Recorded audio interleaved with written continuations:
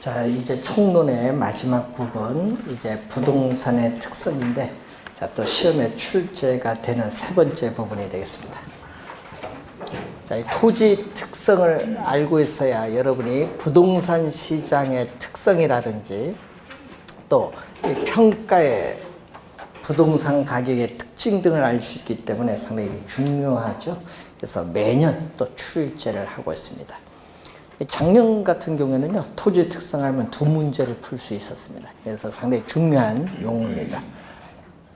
자, 토지의 우리가 특성은 크게 자연적 특성과 인문적 특성으로 나누죠.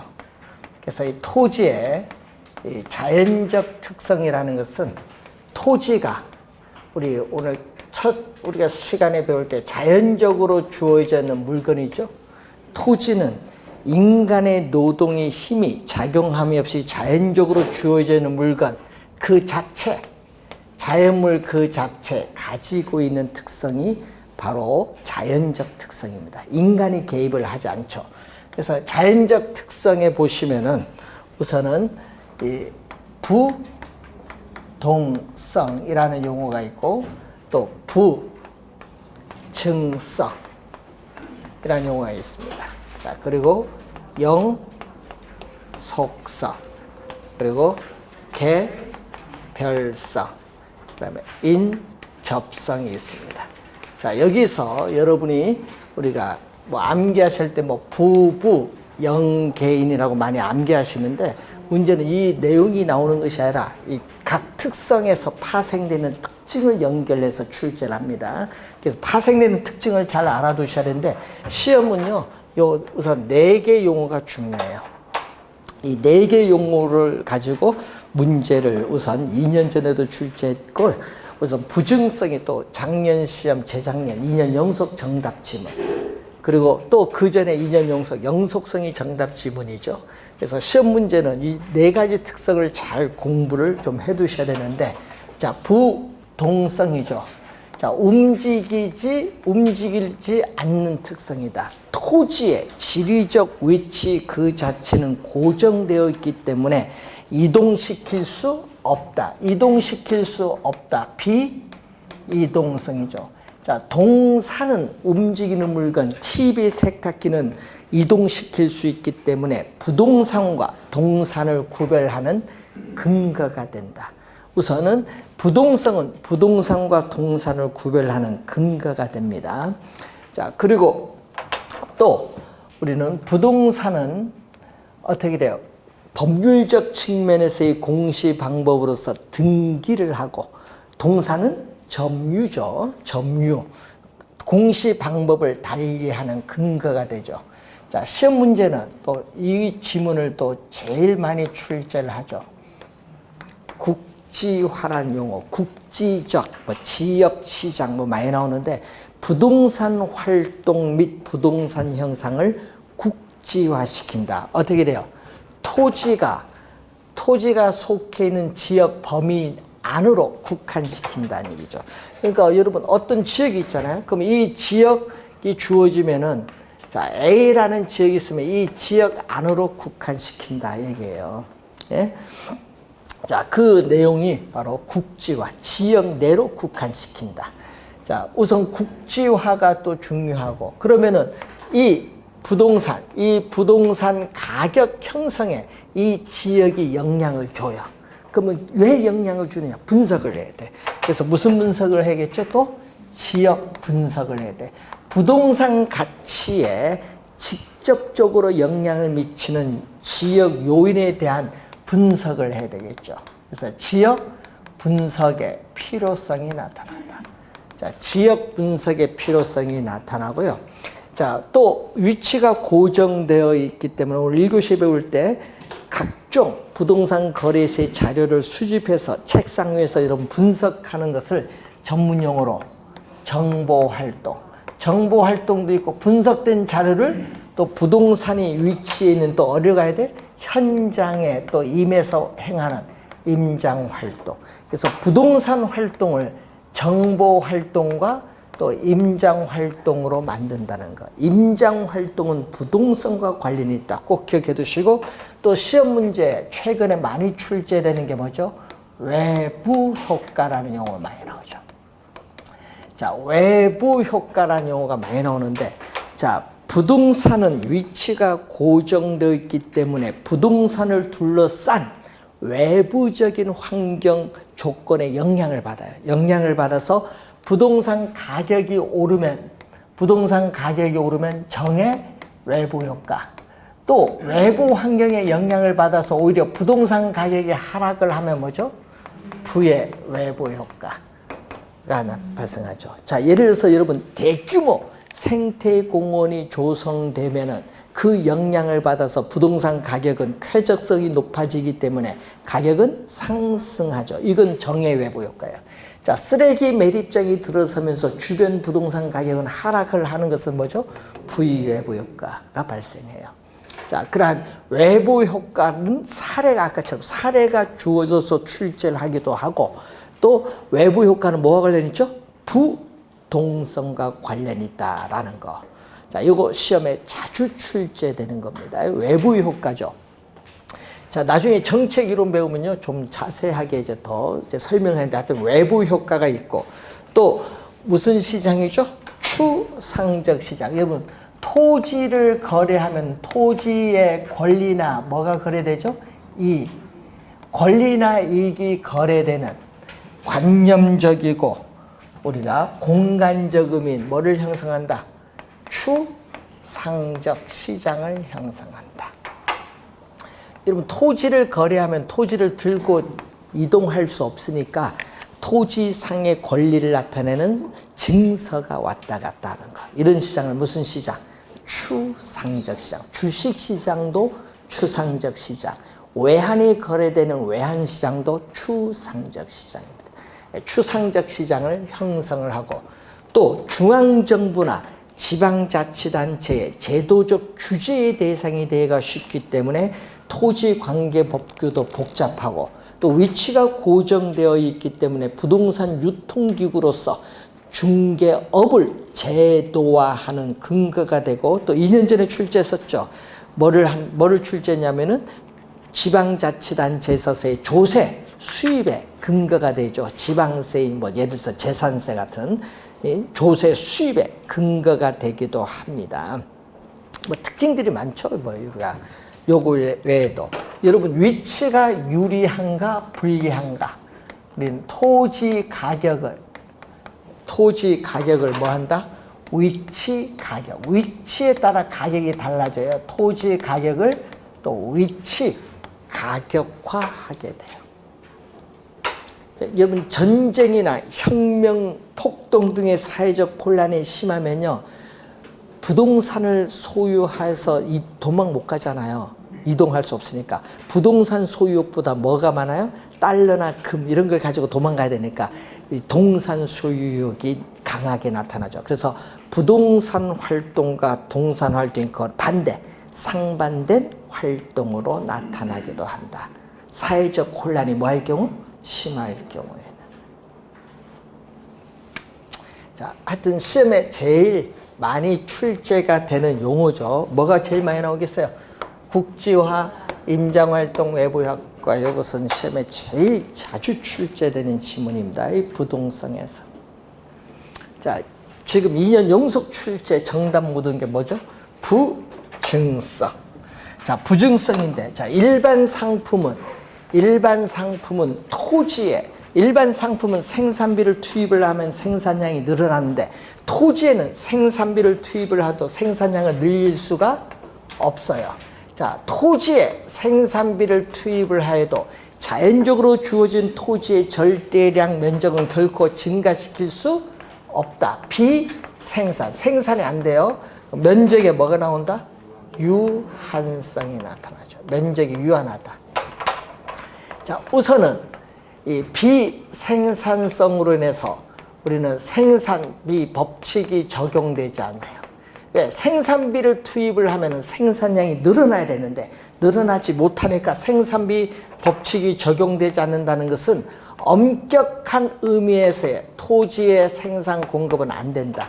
그러니까 생산 공급은 안 되니까 토지 공급은 생산 공급이 아닌 보유 공급, 용도 변경의 공급이 되게. 여러분 보유 공급은 보유하다가 팔려고 내놓는 거고 용도를 전환해서 변경해서 공급을 하는 게 택지 조성에서.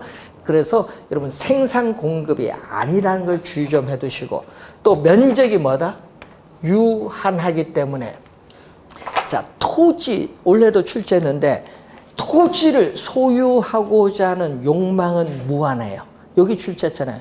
토지 소유 욕구가 강하다. 뭐? 부증성이야.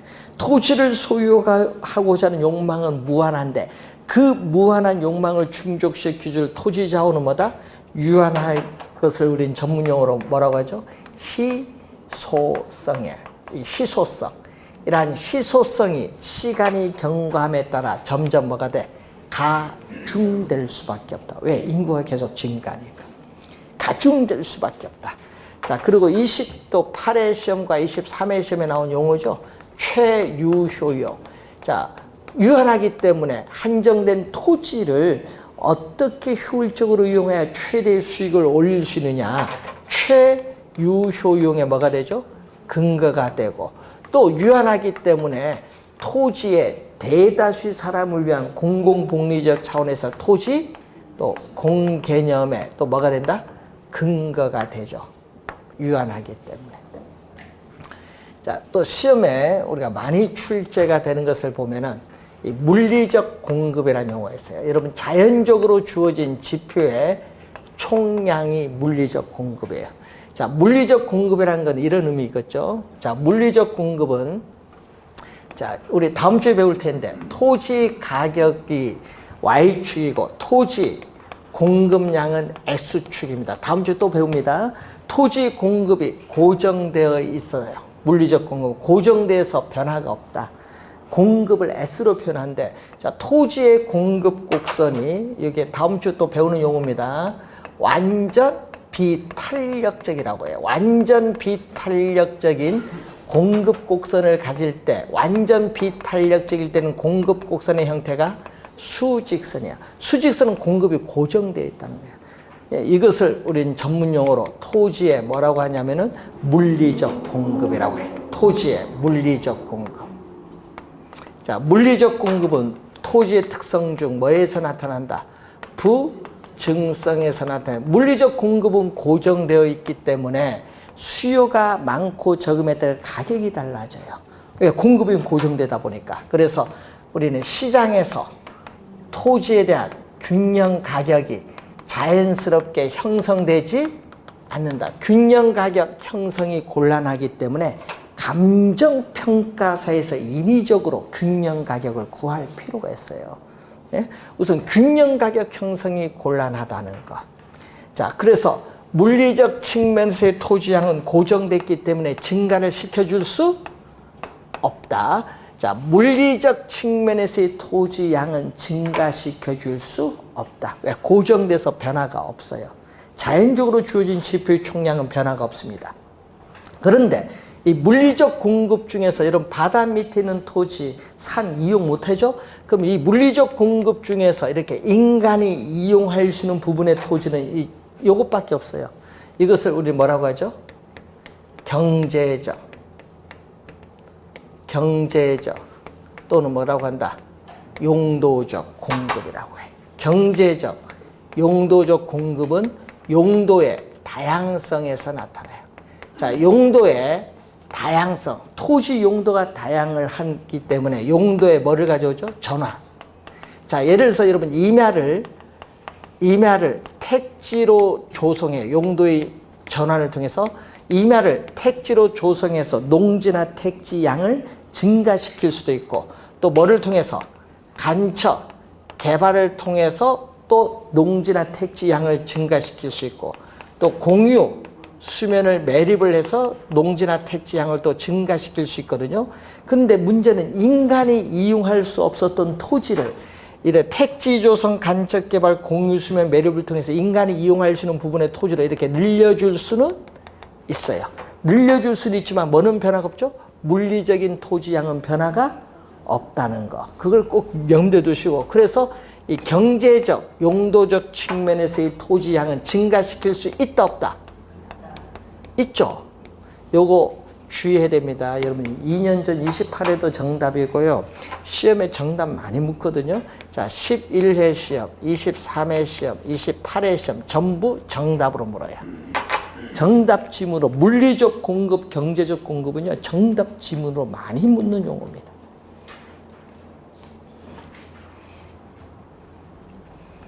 자, 도시로 인구가 집중됨에 따라 도시 토지는 뭐죠? 택지, 건축 가능한 토지인 택지에 대한 수요는 증가하는데, 이 도시 토지인 택지가 뭐다? 부족한 문제를 야기해요. 왜 부족할까요? 그럼 도시 외곽에 있는, 교외에 있는 뭐 이마를 택지로 조성해서 공급은 무한대로 안 되잖아요. 공급 능력에 뭐를 가지고 있다? 한계.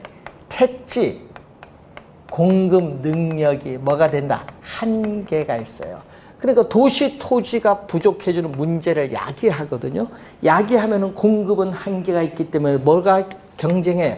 도시 토지인 택지를 이용하고자 하는 누가? 수요자들이 경쟁을 벌이겠지. 경쟁을 벌이면 토지 가격은 수요자의 경쟁으로서 부르는 게 값이죠. 가격이 오르지 뭐. 집가가 상승을 해요. 그럼 도시에서의 토지 가격, 집가가 비싸면 당연히 건물은 고층화된다. 여러분 이번 시험에 정답으로 물었죠. 박스 안에 보기가 3개 나오는데 그 중에 하나가 요거 나왔어요. 집약화가 떴어. 그럼 집약화가 나오면 볼 거 없죠. 답은 뭐다? 부증성. 원래 29회 1번 문제입니다. 부증성이 바로 답이에요. 보기 안에 여기 떴어요. 집약화. 예? 토지 이용해서의 집약화를 촉진한다. 여러분 집약화는 건물이 고층화되는 거거든요. 또 조방화가 아니죠. 시험에 벌써 4번 출제한 지문입니다. 집약화라는 용어가 나오면은 토지 특성 중 뭐다? 부증성과 관련인데 하여튼 건물이 고층화된다. 이렇게 생각하시면 돼요. 도시에서 하여튼 집값 비싸면 건물이 고층화된다. 자, 이것을 우선 출제를 또 한 내용이 되겠습니다. 자, 부증성에서 작년, 재작년 2년 연속 출제했고요. 자, 28, 9에 나오고요. 26, 7에는 영속성에서 정답 물었어요. 2번. 자, 그 영속성은 뭐죠? 시간이 경과하거나 토지를 사용하여도 토지는 소모되지 않거나 마멸되지 않는 특성. 뭐죠? 비소모성이에요. 자, 비소모성입니다. 그래서 토지는 소모가 되지 않는 거예요. 토지는 사용하여도 소모가 되지 않는 재화다. 자, 그래서 시험 문제에 또 3번 출제된 용어가 있죠. 뭐가 나오냐면 그 영속성을 보시면은 토지의 소모를 전제로 하는 재생산 이론의 사고방식은 토지에는 적용할 수 없다. 그 지문을 3번 출제했어요. 요거 부동산과 관련 없습니다. 뭐가 관련이 있다?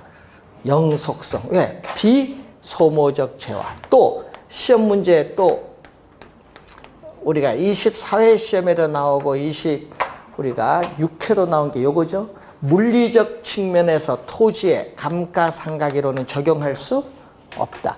자, 여러분 건물은 어떻게 돼요? 사용함에 따라 노후화가 진행돼서 가치도 하락하죠. 감가가 발생해요. 그런데 토지는 사용하여도 소모가 되지 않기 때문에 물리적 측면에서의 감가상각이론은 적용할 수 없다. 그런데 뭐는 가능하다? 토지가 속해 있는 지역이 쇠퇴하면 토지 가치는 하락할 수 있죠. 그래서 경제적 측면에서의 토지 가치는 하락할 수 있죠. 그래서 토지는 경제적 측면에서 감가는 뭐다? 가능하다. 무슨 측면에서?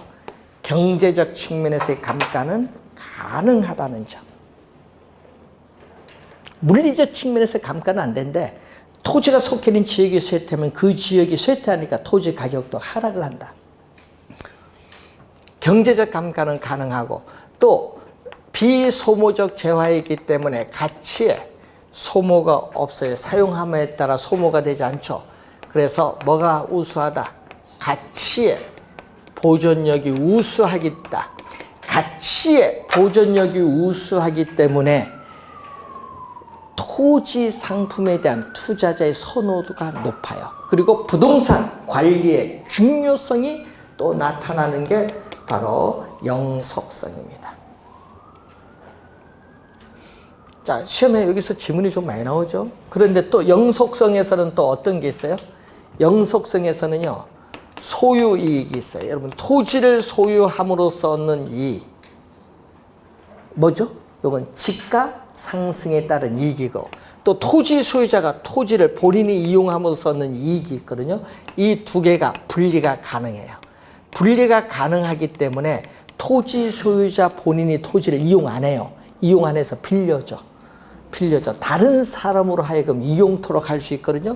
다른 사람으로 하여금 이용토록 하려면 빌려줘야 되니까 무슨 시장이 나타난다? 토지에 대한 임대차 시장이 나타나야 돼. 그래서 토지에 대한 임대차 시장이 뭐한다? 발달한다. 임대차 시장이 발달한다. 영속성입니다. 자, 또 토지에 장기 투자하면은 여러분이 투자이론에서 또 배우는데 집가, 토지 가격 상승. 자, 집가 상승에 따른 이득을 전문용어로 뭐라고 하냐? 이것은 여러분 시험에는요, 집가 상승에 따른 이득으로 출제 안 하거든요. 출제는 뭘로 한다? 자본 이득으로 출제. 자본 이득, 자본 이익. 또 보유 기간 동안에 토지를 빌려줘서 받는 걸 뭐라고 하죠? 지대 수입을 또 뭘로 우리는 소득 이득 또는 소득 이익으로 출제를 해요. 그래서 이 두 가지를 뭐다? 토지에 장기 투자하면 보유 기간 동안에 소득 이득과 자본 이득을 누릴 수 있는 장점이 있어요. 토지에 장기 투자하면. 자, 그리고 토지로부터 얻는 수익은 어떻게 돼요? 자, 토지로부터 얻는 수익은 소모가 되지 않기 때문에 뭐가 돼? 소모가 되지 않으니까 영속적으로 발생하죠. 그래서 부동산 활동 시에 또 뭐가 필요하다? 장기적인 배려가 필요하다. 수익이 영속적으로 발생하니까 장기적인 배려가 필요한 것이 바로 영속성입니다. 영속성. 자, 시험에 그런 내용들이 25회 시험, 26, 7회 시험에 출제를 했습니다. 자, 이 개별성의 내용이 나오죠. 자, 개별성은 토지는 위치는 고정되어 이동할 수 없지만 토지마다 지세, 집안의 상태 등이 다 달라요. 그래서 2개 이상의 동일한 토지는 결코 존재할 수 없다. 그러니까 동질성이 없어요. 비동질성. 그리고 또 뭐죠? 비대체성. 물리적으로 토지의 대체는 불가능하다. 이질성이라고 하는데 비대체성으로 인해서 토지 시장에서의 토지 상품 간에 있어서 시험 문제는 또 이 질문을 많이 냅니다. 완전한 대체 관계를 뭐한다? 제약한다. 대체가 완전한 대체 관계를 제약시키는 요인이다. 이 지문을 자주 또 출제를 해요. 자, 또 토지 상품이 어떻게 돼요? 토지 상품은 또 표준화가 어려워요. 일반 상품은 표준화로 인해서 대량 생산이 가능한데 토지는 다 다르다 보니까 비표준화로 인해서 뭐가 낮다? 대체의 가능성이 낮았다. 자, 비표준화로 인해서 토지 상품은 대체의 가능성도 낮고 또 개별성도 강하게 나타나기 때문에 자, 시험 문제 또 용어 한 가지 물건이라고 해요. 일물, 한 가지 물건에 일가면 한 가지 가격, 한 가지 물건에 한 가지 가격이 성립한다는 일물일가의 법칙에 성립을 배제시킨다. 일물일가의 법칙, 성립이 되지 않는다.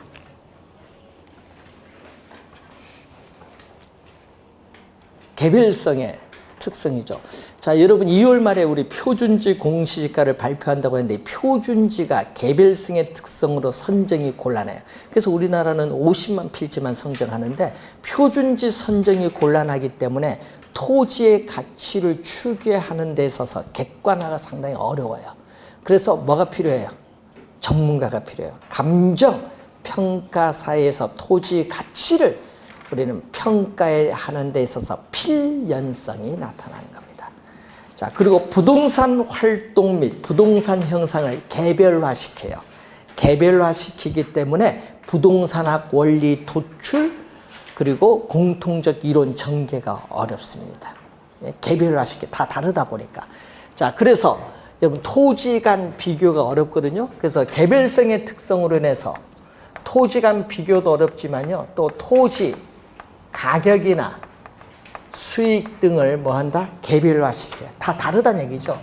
자, 개별화시키고 뭐 구체적 1제곱미터당 얼마냐 구체적으로 전개시키는데 개별화가 되기 때문에 토지 가치에 영향을 미치는 개별적인 상태나 조건 등의 여러 가지 요인을 분석해야 돼.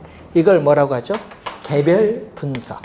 여러분 부동산은 지역 분석이고 개별화로 인해서 우리는 개별 분석, 토지 하나하나 개별적으로 분석을 해야 될 근거를 제시해 줘요.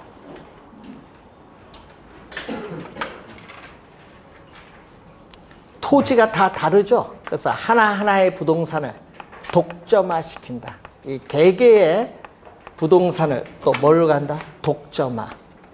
자, 21회 시험은요, 이것을 뭘로? 비독점으로 출제했었죠. 비독점적인 것이 아니라 개별성의 특성으로 독점화시키는 것은 21회 시험에 출제했습니다. 이 지문들에서 여러분들이 시장 이론과 연결시켜서 자주 출제를 하기 때문에 나중에 또 시장 가서 또 배웁니다.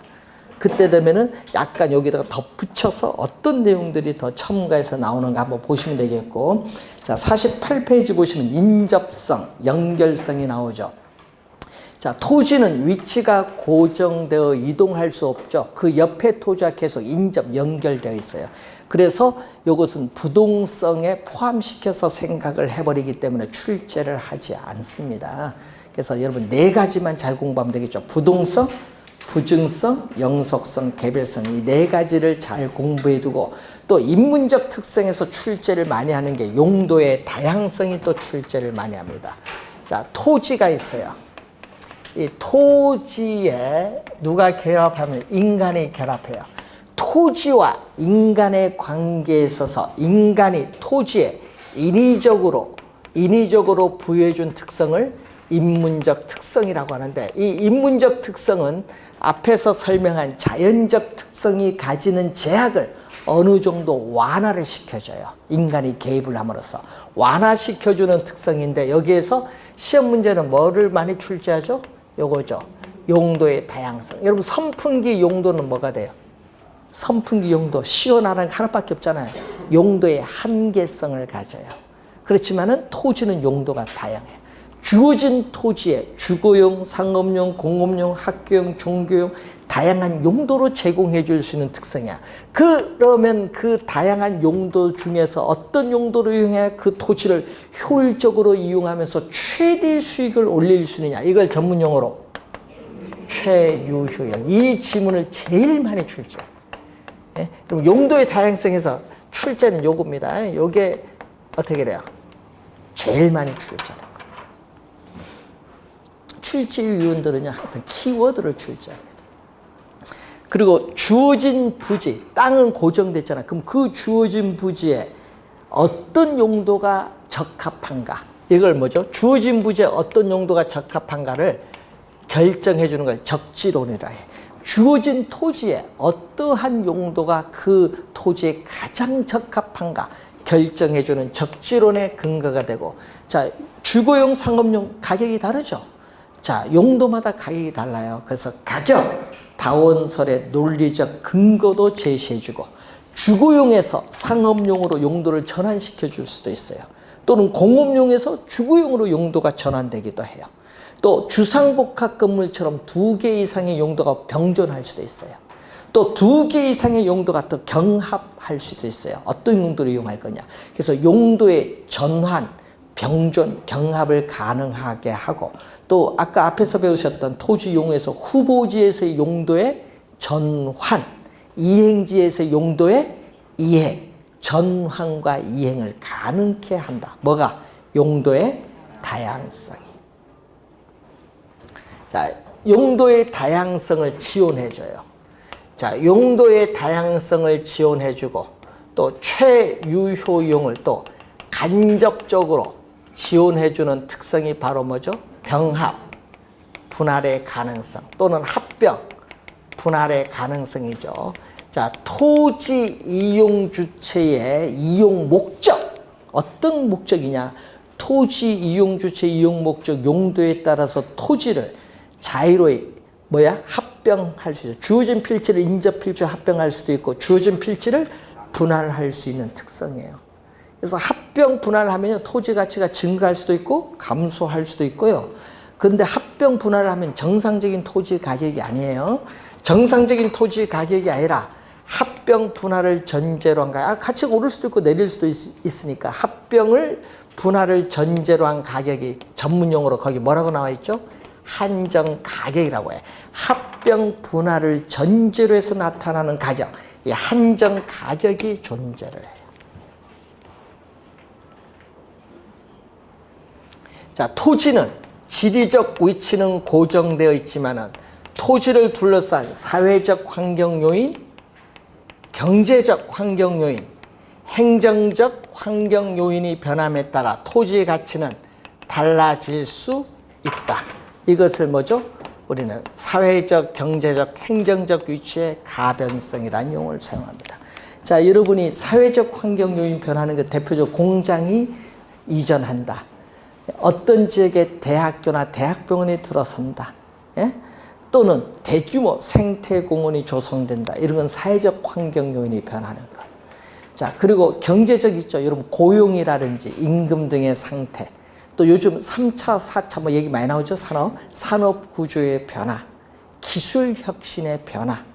또는 우리는 관련해서 교통체계, 요즘 GTX 많이 나오대요. 전철 노선이 연장되거나 신설되는 경우, 이런 경우에는 접근성이 좋아서 가격이 오르죠.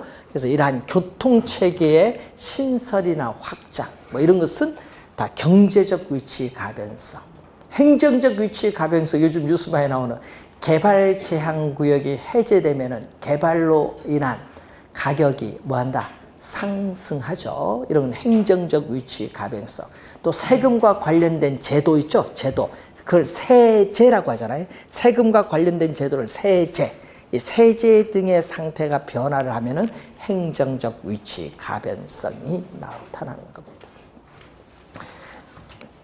자, 그런 내용들이 우선 나오는데, 여러분이 요즘 우리 뉴스에 보면요, 모든 건 다 규제인데, 이 규제는 뭐를 기반으로 해? 다 부동산이잖아요. 부동산은 위치가 고정돼 이동되지 않다 보니까 이 규제가 부동산에 고정되지 않으니까 요즘 편의점 거리 제한도 많이 나오대. 거리 제한 몇 미터였는데 그것도 고정돼서 이동하지 못하니까 거리 제한이 나오는 거예요. 이동할 수 있으면 별 문제 아닌데 그런 것도 이제 나오는 거고. 그리고 규제라는 게 그래서 모든 게 이 규제가 많아요. 이동하지 못하는 토지의 중요한 특성 때문에 그렇습니다. 그래서 요즘에 공장 건설하는 것도 규제가 많죠. 예? 어느 지역은 건설하지 마라. 어느 지역은 건설하는 게 또 규제 있어. 환경 규제, 대기 오염에 관련된 규제, 수질 오염 규제, 이런 거 다 해야 돼. 폐수가 나오니까. 그런 것도 있고, 또 그 지역에 또 고용 이런 것도 보고, 하여튼 규제가 너무 많아요. 다 뭐에 관련돼서 부동산과 관련되다 보니까 이 규제가 상당히 많습니다. 자, 여러분 교재에 프린트 문제에 거기 보시면요. 우리가 3번에 보시면은 부동성은 소모를 전제로 하는 재생산 이론의 사고방식을 적용할 수 없다. 이거 부동성이 아니라 뭐죠? 영속성이에요. 영속성. 그리고 22번에 부증성은 토지의 조방적 이용을 촉진한다. 조방이 아니라 집약적 이용을 촉진한다. 얘기죠. 21번 토지는 부증성 때문에 개별 용도의 관점에서 공급을 증가시킬 수 없다. 없다의 동그라미. 없다 하니까 틀렸죠. 여러분 아까 얘기했지만은 물리적 공급은 증가가 안 되지만 용도적 공급은 뭐야? 증가가 가능해요. 이 지문 개별 용도적 관점에서는 용도의 전환을 통해서 증가가 가능하다. 이런 지문이 3번 출제를 했습니다. 항상 주의를 좀 해두셔야 될 지문들입니다. 뭐 나머지는 별 어려운 지문은 없고요. 자, 외부 효과는 뭐와 관련이 있다? 부동성과 관련이 있다라는 거. 부동성.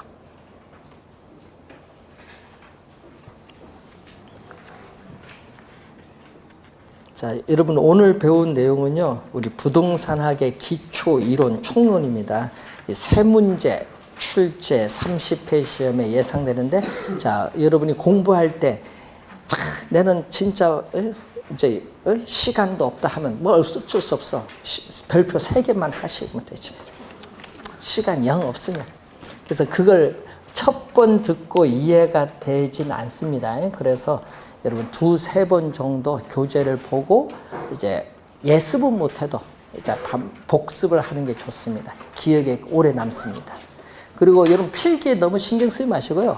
표시만 잘 하시면 돼요. 교재 다 있으니까 색깔로 다 표시해 드린 게 제일 중요 부분은 교재 표시만 잘, 별표 표시, 그 색깔로 표시만 잘 해두시면 될 것 같고, 우리가 경제 이론이 이제 들어가는데, 이제 부동산학과는 경제 이론이 보통 우리 5문제 출제하는데 작년에는 6문제 출제했습니다. 하여튼 5문제 출제된다고 보시고, 우리가 다음 주에 이 5문제, 6문제 출제되는 범위에 대해서 강의를 진행하도록 하겠습니다. 자, 오늘 수고하셨습니다. 안녕히 가십시오.